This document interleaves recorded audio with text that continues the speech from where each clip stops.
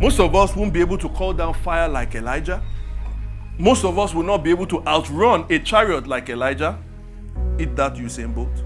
But the fact that you cannot demonstrate or do the things that Elijah did in an exact way doesn't mean that we don't have the same power that Elijah possessed. It just means that we express it, what? Differently. You know what the name Elijah means? Elijah. Elijah. Jesus said, Eli, Eli, lama sabachthani. And the Eli stands for what? My God, my God. Eli, my God. Jah, Yahweh. My God is Yahweh.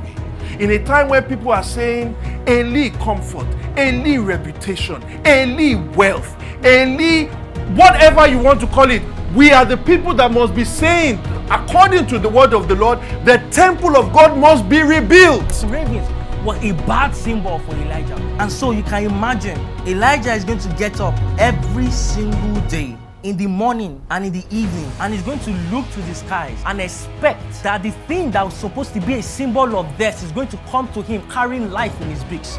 He's going to wake up every morning and expect that the thing that was supposed to be a symbol of hopelessness is coming to him with hope. That every morning he's going to wake up and expect that the thing that was supposed to be judgment is coming to him pregnant with mercy and grace. Just as Elijah was looking up, we ourselves are looking back to the past 2,000 years ago, where on the cross what was supposed to be death for us has become life for us. What was supposed to be judgment for us has become mercy and grace. What was hopelessness has become hope for us because of the sacrifice of Jesus on the cross. He took upon the wrath of God for himself in such a way that he got the death he didn't deserve, so that we can get the life that we don't deserve. You were just chilling, laughing at people's WhatsApp, Instagram stories over and over. And then suddenly, out of nowhere, those WhatsApp stories, nothing, you're not concerned. And out of nowhere, you just suddenly start to cry. It's a cry that is mixed with smile. You're just crying. You're wondering. You just begin to feel that it's too late for you, that life has passed you by. That you begin to feel that other people's achievements begin to bring you pain as you see that you cannot meet up. And our human tendency is to celebrate the giftings of Elijah, celebrate the Elijah-type stories and Elijah-type grace, but ignore and sometimes even demean the ones that are more quiet, like Obadiah. There's no song called These Are the Days of Obadiah. And you're saying, I want to do these great things, I have these good dreams, I have these big visions, I want to do things for God and for humanity. But the ordinary things that God wants you to do, you're ignoring them. And God may be saying, yes, you want to do these great things, but how about becoming a better parent? How about leading devotions with your family? How about coming to church on time? How about joining a unit and serving in a place where nobody is seeing you?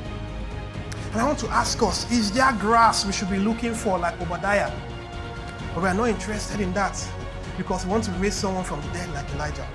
And you see, the bad thing is that sometimes we treat prayer like a 911 hotline to be used only in case of emergency. When we tried everything else and it's like, no, we can't do this. Okay, please come and help us.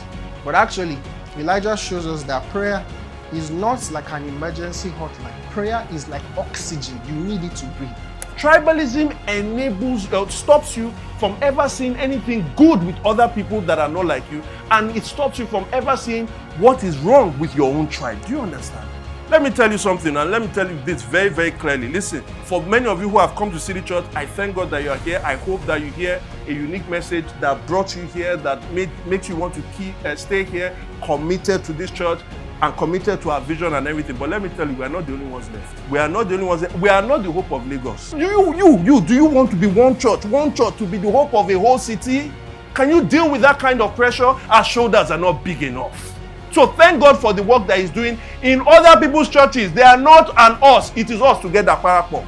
And so again, we ought to let our in church translate to actually doing things during the week. Most of us believe that it is the gospel that transforms. And if I say the gospel transforms, you say, Oh, if I say, the gospel is the greatest story that has ever been told, you say, but guess who is not telling it? You.